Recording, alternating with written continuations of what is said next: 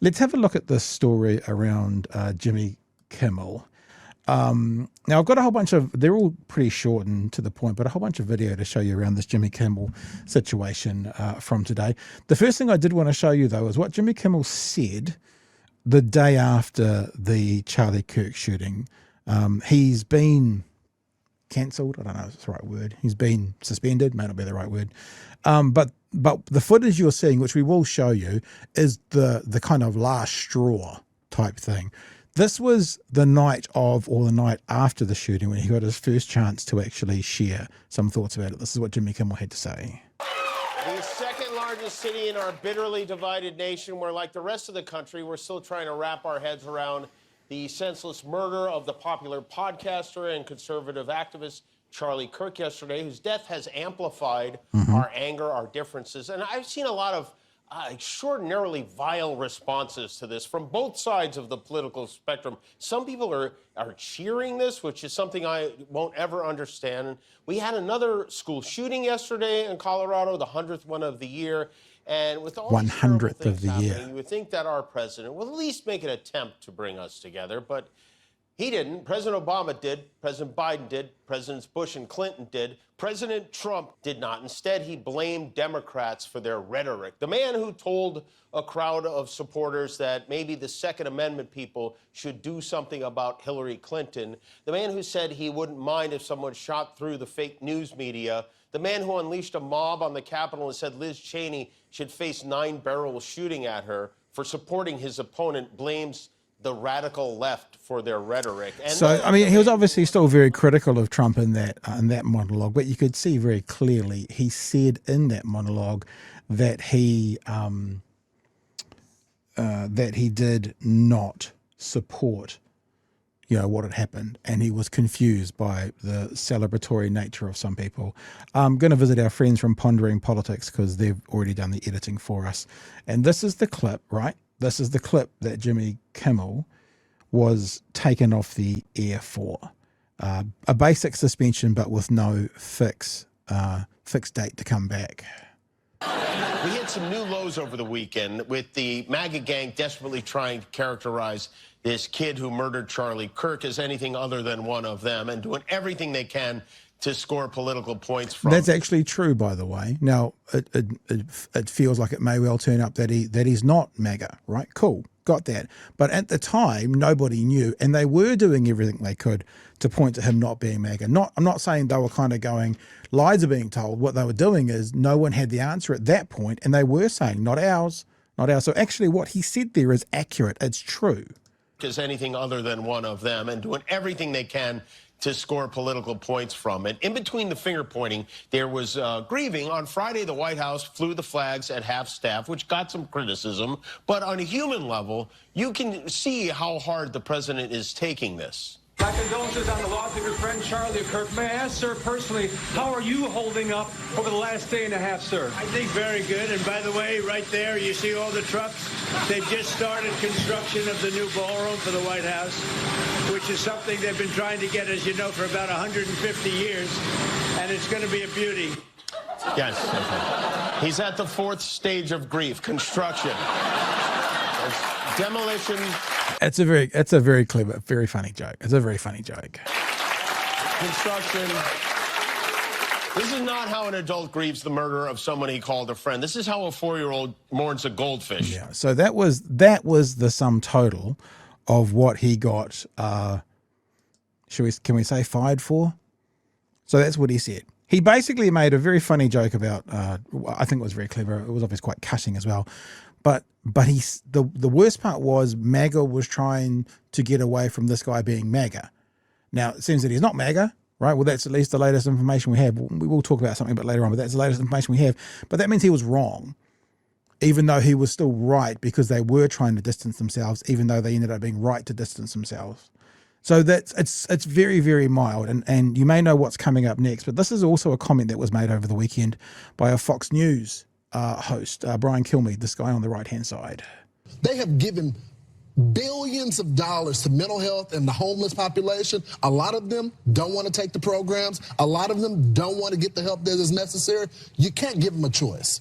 Either you take the resources that we're going to give you or you decide that you're going to be locked up in jail. That's the way it has to be now. Or involuntary lethal injection or something. Just kill him. Yeah, just kill him. So a host on Fox News over the weekend, or end of last week, said what you could do to homeless people is just kill them. You could just kill them. You know, that would be the other option. You could just kill them. Jimmy Kimmel's lost his job. Brian Kilmeade still has his. Fox News, what do you do to homeless people? You just kill them. What about when then there is a shooting and a shoot up at a homeless encampment? Is that therefore, does Brian Kilmeade own that? Because he said you can just kill the homeless, and then days after that there was a shootout, a bunch of shootings at a homeless encampment. Brian Kilmeade, he still got his job. Jimmy Kimmel, who made a light-hearted joke cutting and made a statement which was technically factually correct, yet also the guy appears to not be MAGA, lost his job. Lost a job, gone, done and dusted. And the last part about this, which is pretty terrifying, is, again, we're borrowing some footage here from our friends at the Bulwark. We keep saying our friends, and then we can do what we want. This is from a podcaster called Benny Johnson. Benny Johnson, oh, those numbers aren't right. Benny Johnson hosted the FCC chair. Now, the FCC chair is that it's not the same as New Zealand, but think about the Minister for Broadcasting.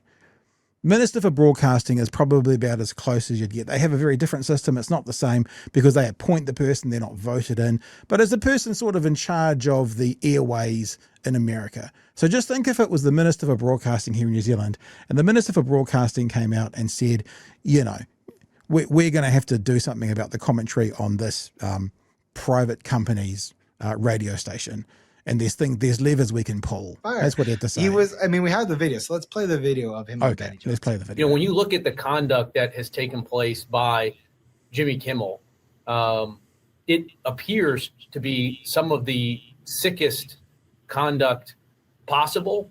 As you've indicated, there are, avenues here for the FCC. So there are some ways in which I need to be a little bit careful, because we could be called ultimately to be a judge on some of these claims that come up, but I don't think this is an isolated. You don't have to be a judge of these claims if you just force the hand of the network by putting pressure on them from the Trump government just to get rid of someone for something incredibly minor.